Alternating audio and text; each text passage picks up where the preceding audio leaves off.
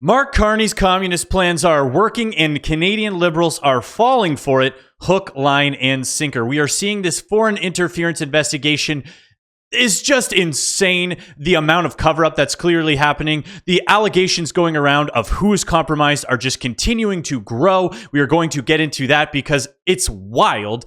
Then he made an announcement where he basically decided to rip off Pierre's info and make it worse, which of course the Liberals love to do that. And then we have a final video showing why Quebec kind of just needs to go. Those guys got to kick rocks. Let's get into it. I'd like to press you a little bit more on Paul Chang.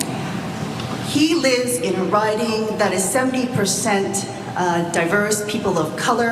Half of that are people of Chinese ethnic origin, and of that population, about 20% are from mainland China. The question that people from Hong Kong have asked me to ask is whether or not you are putting appeal to those voters who may support the policies of China ahead of the democratic rights and safety of dissidents who have called Canada home, and mainly Hong Kong democracy activists who now live in Mr. Chang's riding. So it's pretty funny because those are pretty staggering statistics. Like 20% from that riding, well, 20% of the 70%. But anyways, it's basically breaks down. It's going to be like 1 in 5 people in that riding are from mainland China. I think India's become such a problem with their interference in the amount that they've been giving issues to Canada that we forgot for 20 years we're battling with the Chinese as they, bought a lot of our mining companies and our resources, and they were buying all the real estate. Like, that was such a problem. But then obviously the Indians became such more of an immediate problem when they were coming over in the millions that we forgot. So people were like, China has had an interference level in Canada for decades. This isn't new. This is the first time that it's being called out to such an egregious level, and we're seeing it happen in real time. And then we are seeing the active politicians running for prime minister run cover for China and the communist Chinese parties, including what he's doing for this MP who's just got to go. Absolutely not. Absolutely not. Stand foursquare for rights, foursquare for our position, our very strong position vis-a-vis China, respect for Canadian citizens, all rights of Canadian citizens, irrespective of whether they hold dual citizenship or not, to be absolutely clear. And Mr. Chang has long history of service to that community, history of protecting those rights. Mr. Chang is well aware of these issues, including having family in Hong Kong. How can he be an effective representative for them when they no longer trust him after he said this? The question, as you know, Mr. Carney, you know that Canada has executed 4 Canadians this year. China. You know that there are human rights activists in China in detention right now. How can Mr. Chang, how can your party keep him as a candidate knowing this context? Mr. Chang has apologized for his comments. It's a lapse of judgment. He's apologized for his comments. He's apologized directly to me. He's apologized directly to the individual. He has a long record of service. He's going to continue his. Okay. We have to break down what he's apologized for. There's 2 things that I want to get into there that are very important. One of which is they just talked about how large the Chinese population is in that riding. There's no one else that the Liberal Party can have step up to be one of the people who can represent that community, who's a Liberal, who's willing to be an MP. There's no one else. They have to go with this guy. And you have to wonder, why are the Liberals, and Mark Carney specifically, so willing to put up with all of this, questions and these issues that it's going to bring up for the party just to protect this one guy and keep him in charge? And well, he's been a police officer for all these years. Yeah, was he acting on behalf of Canadians during that time? Who was he policing? A Chinese community? What was he enforcing? So then you have to ask that question. The next major question being, we have to break down what his lapse of judgment was, okay? His lapse of judgment as an MP and 30-year police officer was to call in a foreign hit squad from a foreign government against a Canadian politician who was his direct political rival. So his direct political rival, he called in a foreign hit squad to kill this guy, basically. So it's like, oh, okay. Well, it was just a little lapse of judgment. I thought maybe we could use some hitmen to take out my political rival. I didn't think very much on that. You know what? In retrospect, maybe I shouldn't have done. Guys, that's not a lapse of judgment. He basically called in, allegedly, a hit squad to come in and take out his political rival. That's not a lapse of judgment. That's an insane situation. So, you know, obviously we have Carney defending this. Obviously we have the Liberal Party defending this. Let's see what the special investigation units from the government themselves. This is the government investigating the government if anything's going wrong. Let's see what she has to say. Over the past week, the panel of the Critical Election Incident Public Protocol has met and been briefed by the Security and Intelligence Threats to Election Task Force, also known as SITE. The panel has not found any incidents that have impacted Canada's ability to have a free and fair election. Over the past... I love that. Mark Carney has just acknowledged in a public press conference that their MP did say these things. The MP himself said, yes, I said this. I called in the foreign hit squad. It was a lapse of judgment. I shouldn't have done this. Then we have this investigations team investigating the government saying, you know, we didn't find any foreign interference. Yeah, there's an active bounty against a Canadian conservative politician, and there's no foreign interference. Okay, it's kind of like the Toronto city councillors. I don't know if you guys saw this in the news, but the Toronto city councillors decided to debate amongst themselves if they are owed a 25% pay increase. Yeah, we debated and we decided that we think we should get a 25% pay increase. Okay, sounds good, guys. You guys probably put a ton of thought into that. Anyways, here's Carney's announcement on the housing program. Basically ripped off 80% of Pierre's ideas and then decided to make it worse by saying, we're going to control it. It's going to be government housing. We're going to do all this. We're going to waste the money. Anyways, let's get into it. What we need to do is fundamentally reimagine our economy. We need to build a new Canadian economy, a more resilient economy that can succeed in what will be a drastically different world. We need to build that economy so that it works for everyone. Now, as a start to see how to build, we should draw inspiration from what's worked in the past. Let's go back to a time when we built things in this country. And if you visit almost any community in Ontario, you will see countless streets of houses that are about 80 years old. And that's because during and just after the Second World War, Canada was facing a massive housing crisis. So somehow the smooth-brained liberal boomers have watched the Liberal Party be in power for 10 years, who's controlled our economy, this economy that needs to be reimagined, who have put all of their policies in place, including the carbon tax and these, anti-competitive taxes and all of these things that they've had that's made Canada so undesirable as a country for people to invest in.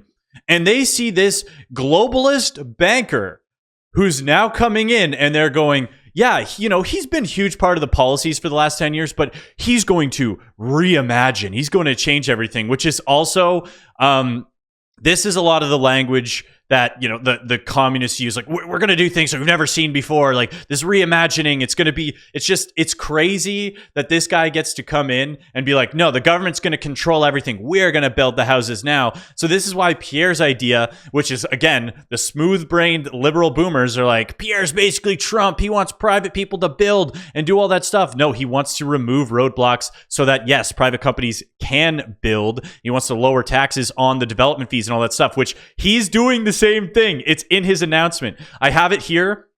So this is the actual housing plan, and he basically talks about the same things that Pierre does, but then adds in why the Liberal government needs to control. Similar to the one we're now in.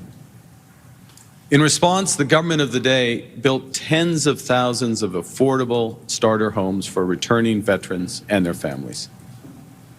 Many of those homes were built by skilled tradeswomen, like our friends from the Sisterhood here today.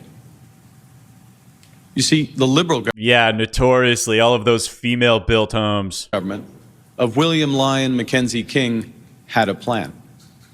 They created new agencies to oversee the construction of homes. They found ways to cut costs and to cut the time to build. They built, in the process, entirely new industries, and it worked. Canada built its way out of that crisis into post-war economic strength. Decades of rapid growth, decades of prosperity.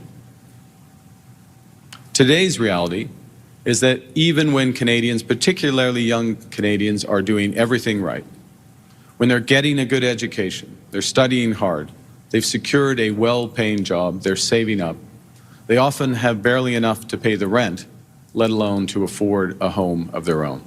Okay, so yes, young Canadians are struggling. It's hard for them to buy houses and to pay for rent. Is there another way that we could possibly slow that down? Is it possibly immigration? As the immigration levels have fallen, we've seen rents started to fall, we've seen house prices are falling, we've seen all of these things that are sort of in tandem with immigration going down. And guess what, guys? Almost all of my personal investments are in Canadian real estate. And I understand that if we slash immigration, Canadian real estate is going to suffer.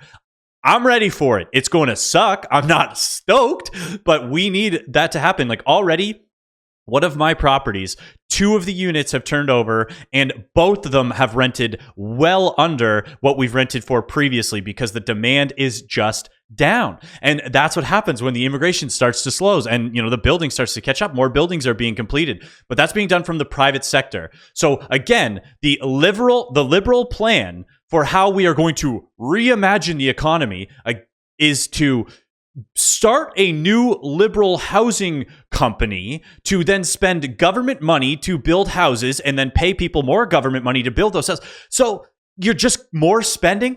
So that's the best way to reinvigorate our economy is just spend government money, tax dollars, Canadian money. It's like crazy. On average, across this country, it takes over 4 years to save for a down payment.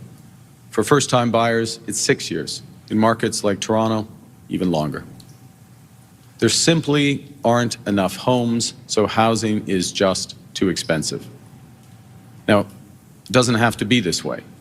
We have solved a housing crisis before in our past. We can solve the housing crisis now. It's time to build. And my government has a plan to do just that. We have the experience, much of it standing behind me, and we have the resolve to get this done. Today, I'm announcing that my new Liberal government is flipping the script on housing with a new approach to build faster, build smarter, and to build more affordably. And that's where he just gets into all the stuff that he ripped off from Pierre directly of like cutting development fees, making sure that there's incentives so that the municipalities build. All of that was already discussed by Pierre, but the Liberals, of course, cannot hand off control. They have to control the entire process by being the company that builds these houses. So cutting immigration, free. Charging less in taxes, not technically free, but it's not money that we otherwise would have had to pay for. But instead, they want to pay for these buildings out of pocket because the Liberal government just loves spend, spend, spend. So speaking of development and governments wanting to control things, we got to get rid of Quebec. If they want to leave, we got to stop pretending that we want them to stay. If you're French and you're watching this, I'm sorry because you got to go. We're about to lose Alberta because of these guys, and you can see why. Look at these statements. Our answer is the same. Will always be the same. There's nothing for us in it. There's nothing for the planet in it. There's no project. There's no promoter. There's nothing on the table. The only thing that there is on the table is the intention of the 2 main leaders, Mr. Carney and Mr. Poilievre, to get some votes in Western Canada. This pipeline would cost several times tens of billions of dollars, a large part of which would come from public money through any kind of scheme. And it Yeah. And again, obviously, I'm not a big government spending guy when there's nothing at the end of it that could lead to, a major benefit. But if the idea is pipelines that we can get coast to coast so that we can service everybody, even I'm even seeing conservatives, well, we should really open up some trade partnerships, blah, blah, blah. I'm obviously a big America guy. So at the very least, let's get we should be increasing pipelines in our infrastructure directly for trade with America. But this guy being, well, these guys, they just have plans. Yeah, things start as plans and then they move from there. Ideally, of course, I want more private money involved in these pipelines. And there are companies, if given the right incentives, will go, okay, we could invest in pipelines. It doesn't have to just be government setting money on fire. It would provide nothing for Quebec economy. So selfish too. There's nothing in it for us. Tabarnak, de Quebec does not provide nothing for the Quebec economy. Shut your French butt up, because there's nothing in it for us. There's nothing in it for us. So we'll block the pipelines. They're not even asking you to pay for the pipelines, Quebec. They're just saying it's going to run through there, you friggin' goofs. We would pay. Last year Canada paid $30 billion to the oil and gas industry.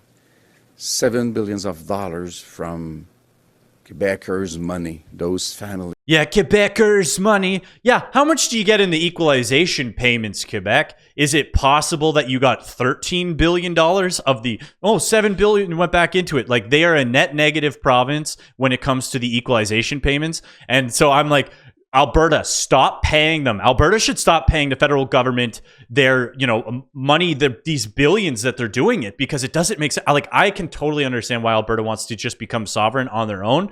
And it makes sense because they're economically viable and they're able to do that. Quebec can do it. They're not going to like it. Please paid for that. And after they paid for the repairs, they paid for the consequences of climate change. When they say that it's good for our economy, I say, where can you find such numbers? Anyways, insufferable. He basically just repeats the same thing over, that we're not going to have a pipeline to Quebec. So these guys need to kick rocks. We got to stop pretending like Quebec is part of Canada. They don't want to be part of Canada. They don't want to be productive. They don't want to be helpful. If you made it this far in the video, you absolutely rock. Don't forget to like and subscribe, and have a great rest of your day.